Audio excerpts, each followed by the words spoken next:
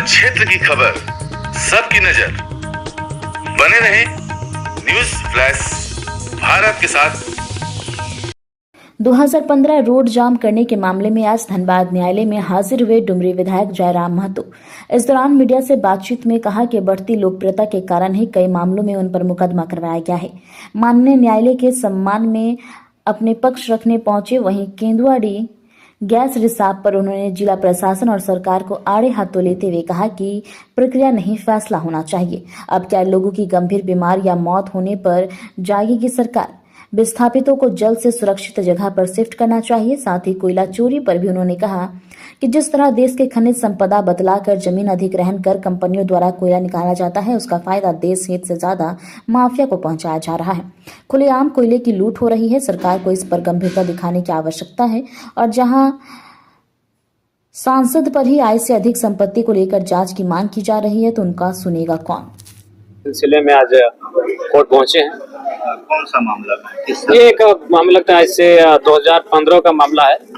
एक सड़क जाम का मामला है और उस समय कुछ लोगों के इशारे पर गांव के 15-20 लड़कों का नाम दे दिया गया था और जिस व्यक्ति ने केस किया है वो हम लोग को पहचानता भी नहीं है। अगर 15-16 लोग लाइन में खड़ा होकर पूछेंगे किसका नाम कहाँ है, क्या घर है, क्या नाम है पिताजी का, नहीं बोल पाएगा। तो उस समय केस ऐसा ही होता था, चूंकि 10-5 नाम चाहिए केस में।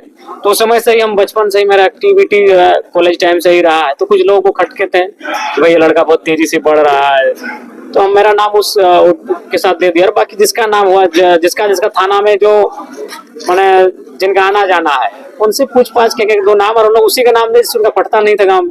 इस प्रकार से 15-16 नाम दिए गए थे जिनका इस केस से कोई सरोकार ही नहीं था। वो कोई तो हमको लगता है कि आउट ऑफ स्टेट काम करने गए थे, कोई घर में नहीं था उस दिन, कोई कहीं था। इस प्रकार का एक केस है। अभी केंदुआड़ी में जो घटना घटी उस पर क्या है? देखिए, इस पर तो ये गंभीर हमला है।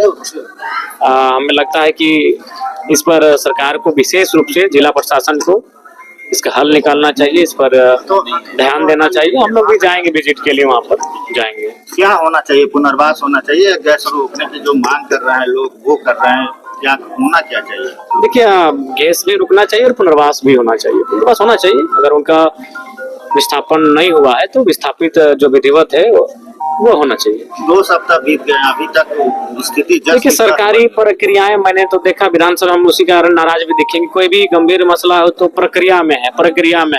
तो प्रक्रिया करते करते पता चला गांव कभी जमीन के नीचे चला गया, लोग बीमारियों से ग्रसित हो गए। तो यही चीजों को समझना चाहिए कि हर चीज प्रक्रिया नहीं, त्वरित कार्रवाई होनी चाहिए और एक जैसा समस्या है वैसा समय अवधि में काम होना चाहिए। अधिकांश लोग वहाँ पर रैयत हैं और रैयतों की समस्या सुनी नहीं जा रही है। ये तो कटु सत्य रहा है इस राज्य का कि जिन्होंने जमीन दिया है, जो ओरिजिनल रैयत हैं, उनकी समस्याओं को दरकिनार कर दिया जाता है, उनकी समस्याओं को अनसुनी कर दिया जाता है।